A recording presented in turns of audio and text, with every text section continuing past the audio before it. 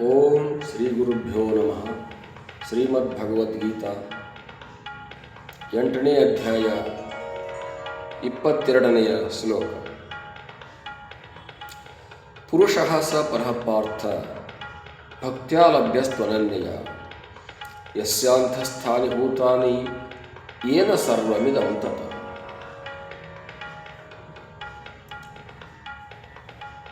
ಯಾರು ಒಳಗೆ ಎಲ್ಲ ಜೀವಿಗಳನ್ನು ಹೊಂದಿದ್ದಾರೆಯೋ, ಯಾರ ಒಳಗೆ ಎಲ್ಲ ಜೀವಿಗಳು ಇರುತ್ತವೆಯೋ, ಯಾರಿಂದ ಈ ಜಗತ್ತೆಲ್ಲವೂ ಪ್ರಾಪ್ತವಾಗಿ ಮತ್ತು ಅಂತಹ ಶ್ರೇಷ್ಠವಾಗಿರ್ತಕ್ಕಂಥ ಪರಮ ಪುರುಷ ಅಂತ ಯಾರು ಹೇಳಿಕೊಂಡಿದ್ದಾರೋ ಆ ಪರಮ ಪುರುಷನ ಭಕ್ತಿಯಿಂದ ಈ ಆತ್ಮವನ್ನು, ಈ ಸ್ವರೂಪವನ್ನು, ಈ ಮುಕ್ತಿಯನ್ನು ಹೊಂದುವುದಾಗಿದೆ. ಸಾಮಾನ್ಯವಾಗಿ ಪರತತ್ವ, ಪರಬ್ರಹ್ಮ ಅಂತ ಏನು ಹೇಳ್ಕೊಂಡು ಬಂದಿದ್ದೆವು, ಅದರ ಸ್ವರೂಪವನ್ನು ಪರಮಾತ್ಮ ಹೇಳ್ತಾ ಇರೋದು. ಯಾರ ಒಳಗೆ ಅಂತಂದರೆ ಯಾರ ಸ್ವರೂಪದ ಒಳಗೆ ಎಲ್ಲ ಜೀವಜಂತುಗಳು, ಲೋಕದಲ್ಲಿರ್ತಕ್ಕಂಥ ಎಲ್ಲ ಜೀವಿಗಳು, ಒಂದಲ್ಲ ಎರಡಲ್ಲ 84 ಜೀವರಾಶಿಗಳು, 84 ಲಕ್ಷ ಜೀವರಾಶಿಗಳು ಅಂತೇನು ಹೇಳ್ತೇವೋ ಆ ಎಲ್ಲ ಜೀವರಾಶಿಗಳಲ್ಲಿ ಇನ್ನೂ ಅವುಗಳಲ್ಲಿ ಬೇಕಾಗಿರತಕ್ಕಂಥ ಹಲವಾರು ಜೀವಜಂತುಗಳಿವೆ. ಅವೆಲ್ಲವುಗಳು ಕೂಡ ಯಾರಿಂದ ಈ ಜಗತ್ತೆಲ್ಲವೂ ತುಂಬಿಕೊಂಡಿದೆಯೋ, ಈ ಜಗತ್ತಿನಲ್ಲಿ ಅವು ಹುಟ್ಟಿಕೊಂಡು ಬೆಳೆದುಕೊಂಡು ಜೀವಿಸಿಕೊಂಡಿದ್ದಾವೆ. ಯಾರಿಂದ ಇವೆಲ್ಲ ಹುಟ್ಟಿ ಬೆಳೆದುಕೊಂಡು ಜೀವಿಸಿಕೊಂಡಿದ್ದಾವ ಮತ್ತು ಇವೆಲ್ಲ ಯಾವ ಶ್ರೇಷ್ಠವಾಗಿರ್ತಕ್ಕಂಥ ವ್ಯಕ್ತಿಯಲ್ಲಿ ಸುಖವಾಗಿದ್ದಾವ, ಆನಂದವಾಗಿದ್ದಾವ ಮತ್ತು ಕೆಲಸ ಕಾರ್ಯಗಳನ್ನು ಮಾಡ್ತಾ ಇದ್ದಾವ, ತಮ್ಮ ಎಲ್ಲ ವ್ಯವಹಾರಗಳನ್ನು ನಡೆಸಿಕೊಂಡಿದ್ದಾವ. ಇಂದ್ರಿಯಗತವಾಗಿರ್ತಕ್ಕಂಥ ವ್ಯವಹಾರ, ಕರ್ಣಗತವಾಗಿರ್ತಕ್ಕಂಥ ವ್ಯವಹಾರ, ದೇಹಗತವಾಗಿರ್ತಕ್ಕಂಥ ವ್ಯವಹಾರ, ಈ ಎಲ್ಲ ವ್ಯವಹಾರಗಳನ್ನು ಮಾಡ್ತಾ ಇದ್ದಾವೆ. ಧನಾತ್ಮಕವಾಯಿತು, ಋಣಾತ್ಮಕವಾಯಿತು, ಇವೆಲ್ಲ ವ್ಯವಹಾರಗಳನ್ನು ಯಾರ ಅಸ್ತಿತ್ವದಲ್ಲಿ, ಯಾರ ಅಧೀನದಲ್ಲಿ ಮಾಡ್ತಾ ಇದ್ದಾವೋ ಅವನೇ ಪರಮಾತ್ಮ ಅಂತ ಹೇಳಿಕೊಂಡಿದ್ದಾನೆ. ಅದು ಪರತತ್ವ ಅಂತ ಹೇಳಿಕೊಂಡಿದೆ, ಪರಬ್ರಹ್ಮ ಅಂತ ಹೇಳಿಕೊಂಡಿದೆ. ಅಂತಹ ಪರಬ್ರಹ್ಮದ ಅರಿವಿನಿಂದ, ಅಂತಹ ಪರಬ್ರಹ್ಮದ ಜ್ಞಾನದಿಂದ ಈ ಒಂದು ಆತ್ಮತತ್ವವನ್ನು ಪಡೆಯಲಾಗುತ್ತದೆ, ಈ ಬ್ರಹ್ಮತತ್ವವನ್ನು ಪಡೆಯಲಾಗುತ್ತದೆ. ಅದನ್ನು ಪರಮಪುರುಷ ಅಂತ ಕರೀತಾರೆ.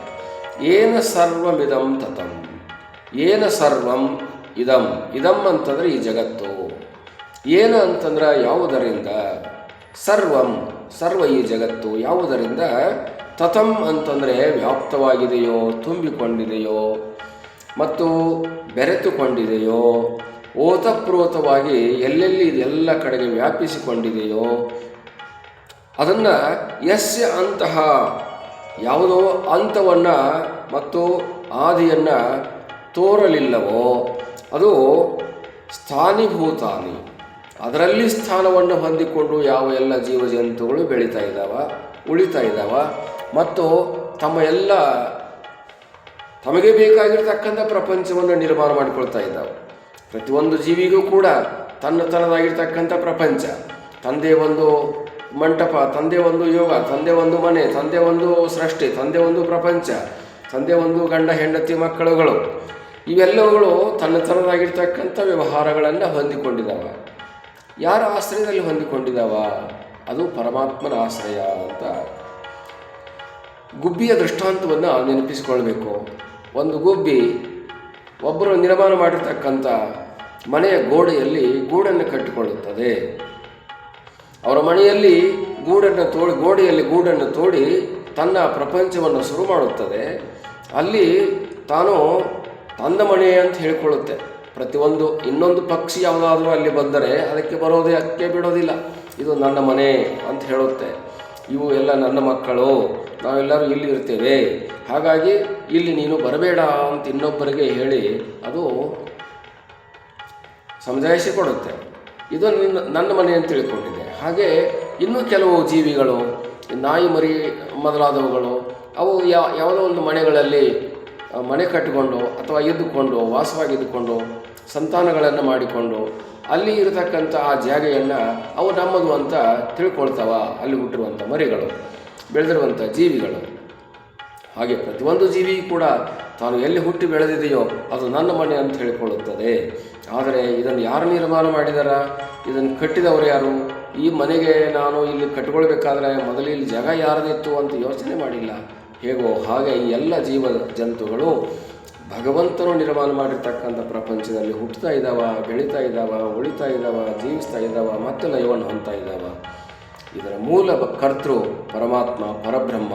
ಅದರ ಅರಿವು ಯಾರಿಗಾಗಿದೆಯೋ ಅವರು ಪರಬ್ರಹ್ಮ ಸ್ವರೂಪರಾಗ್ತಾರ, ಮುಕ್ತರಾಗ್ತಾರ ಅನ್ನುವಂಥ ಅಭಿಪ್ರಾಯವನ್ನು ಇಲ್ಲಿ ಹೇಳ್ತಾ ಇದೆ.